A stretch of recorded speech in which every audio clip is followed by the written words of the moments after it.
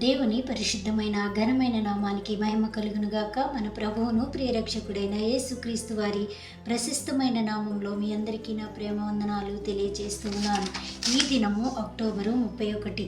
మరి ఈ దినానికి ఉన్నటువంటి ప్రాముఖ్యత, ప్రాధాన్యత మరి క్రైస్తవులమైన మనందరము కూడా తెలుసుకోవాల్సిన బాధ్యత ఉంది. మరి ఈ అక్టోబరు 31వ దినాన ఒక ధీరుడు, యోధుడు అయినటువంటి మరి ఒక గొప్ప వ్యక్తిగా ఉన్నటువంటి మార్టిన్ లూథర్ గారు మరి తను దిద్దుబాటు చేసినట్లుగా మరి క్రైస్తవ్యాన్ని మరి ఎవరి చేతిలోనో ఉండి అది చలామణి అయిపోవడం కాదు, మరి క్రీస్తు ద్వారా తప్ప మరి పోపులు ఇచ్చేటువంటి మరి ఆ పాప పరిహార పత్రాల వల్ల కాదు, మరి క్రీస్తులోనే మోక్షము అని చాటి చెప్పినటువంటి ఘనుడు మార్టిన్ లూథర్ గారు. ఈ అక్టోబర్ 31 యొక్క ప్రాధాన్యత మరి క్రైస్తవులైన బిడ్డలందరూ తెలుసుకోవాల్సిన ఆవశ్యకత ఉంది. ఇది ఒక డినామినేషన్కో, ఒక సంఘానికో సంబంధించినటువంటి మరి దిద్దుబాటు కాదు. క్రైస్తవులైన ప్రతి ఒక్కరూ కూడా దీన్ని తెలుసుకోవాల్సిన ఆవశ్యకత ఎంతైనా ఉంది అని మరి క్రీస్తు నామంలో మీ అందరికీ కూడా తెలియజేస్తూ ఉన్నాను. ఈ అక్టోబరు 31వ దినాన మరి చిన్నప్పుడు మరి చాలా సంతోషముగా మరి దీన్ని జరుపుకుంటూ ఉండేవాళ్ళం. అంటే ఇదేదో పండగలాగా మేము జరుపుకోలేదు, కానీ మరి ఆయన పైన ఎన్నో వ్యాసాలు రాయడం, మరి క్విజ్లో పాల్గొనడం, అనేక బహుమతులు సంపాదించుకోవడం ఎంతో సంతోషమైన దినాలుగా మేము గడిపేవాళ్ళం. దీన్ని ఒక పండుగ చేసి మరి కొంతమంది మరి లూథరన్స్ ఇలా చేస్తారు అనేది అంటూ ఉంటారు. అది ఎంత మాత్రము కాదు. ఒక గొప్ప వ్యక్తిని మాదిరి చూపించి వెళ్ళినటువంటి ఘనులను జ్ఞాపకం చేసుకోమని బైబిల్ గ్రంథంలో, సామెతల గ్రంథంలో మరి వారిని జ్ఞాపకం చేసుకోండి, అది మీకు ఆశీర్వాదకరము అని మరి బైబిల్ గ్రంథంలో ఉంది. ఆనాడే మరి ఆయన మరి ఎంతో గొప్పవారైనటువంటి పోపులను మరి ఎదురించి మరి పాప పరిహార పత్రాల వల్ల మరి మోక్షము రాదు అని చాటి చెప్పినటువంటి ధీరుడు ఆయనే మార్టిన్ లూథర్. మరి ఆయన ఒక సామాన్యమైన కుటుంబంలో పుట్టాడు. తండ్రి మరి ఒక సామాన్యమైన మరి కార్మికుడిగా ఉంటూ ఉన్నాడు. మరి అతని జననము మార్టిన్ లూథర్ గారు పుట్టినటువంటి సంవత్సరము 1483వ సంవత్సరము నవంబరు 10వ తేదీన. తల్లిదండ్రులు హన్స్ లూథర్ అలాగే మార్గరెట్, వీరు తల్లిదండ్రులు. భార్య కేథరీనా ఓన్ బోరా. మరి వీరికి పిల్లలు 6. మరి మార్టిన్ లూథర్ గారు పుట్టిన వెంటనే మరి తండ్రి ఆ చిన్న బిడ్డను ఎత్తుకొని మరి దేవాలయానికి తీసుకెళ్ళినట్లుగా మనం చరిత్రలో చూస్తాం. ఈయన దేవాలయానికి వెళ్ళిన తర్వాత అక్కడ మొట్టమొదటిగా మరి నిర్ధారణ తీసుకోవడం జరిగింది. మరి ఆ తర్వాత దేవునిలో ఎదుగుతూ మరి ఎన్నో మరి కార్యాలకు మరి పూనుకుంటూ మరి క్రైస్తవ్యాన్ని ఒక తాటిపైకి తీసుకొచ్చినటువంటి ఘనుడు మార్టిన్ లూథర్. ఆయన పుట్టిన తర్వాత మరి ఎంతో మరి నీతిగానే బ్రతికినట్లుగా మనం చూస్తాం. తన భార్య కూడా అతనికి ఎంతో మరి సహకారాన్ని అందించినట్లుగా మనం చూస్తాం.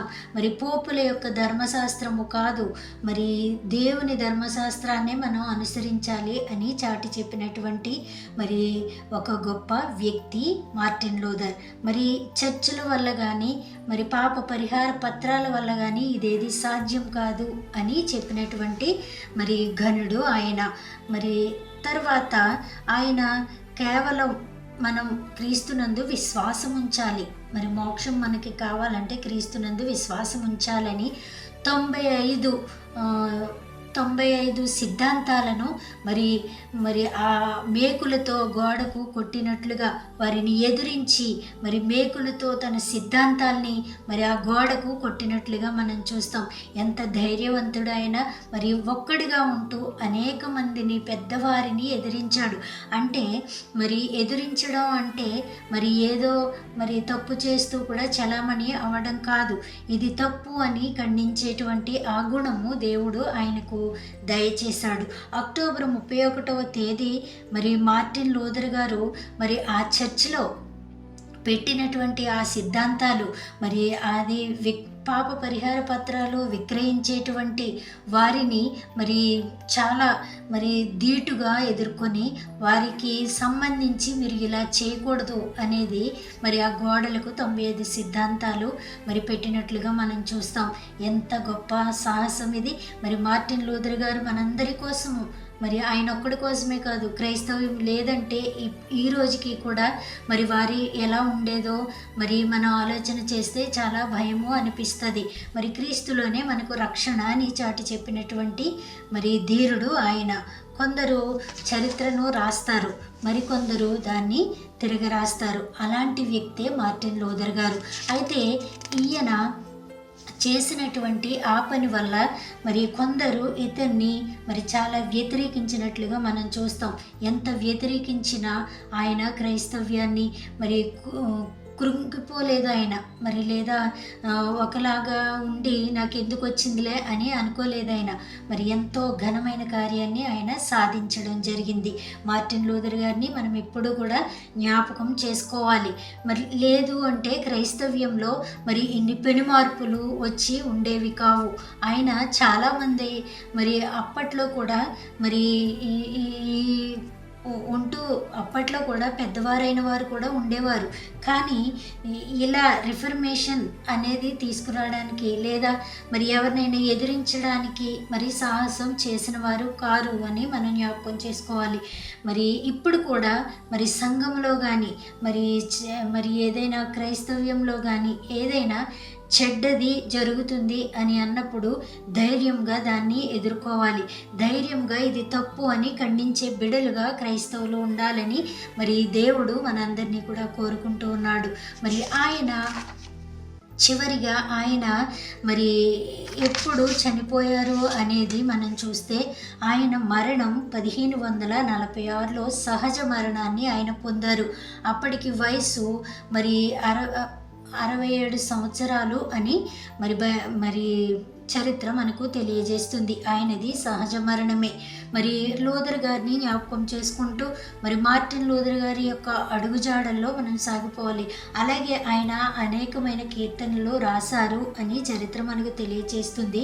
అయితే వాటిలో మరి ప్రాచుర్యాన్ని పొందినటువంటివి 40 కీర్తనలు అని మనందరము కూడా మరి తెలుసుకున్నాం. అలాంటి మార్టిన్ లూథర్ గారు మరి చేసిన ఆ సంస్కరణ ఉద్యమాన్ని మరి జ్ఞాపకం చేసుకోవడంలో మరి ఎలాంటి మరి క్రైస్తవ్యంలో ఎలాంటి మరి ఇబ్బందులు కానీ రావు.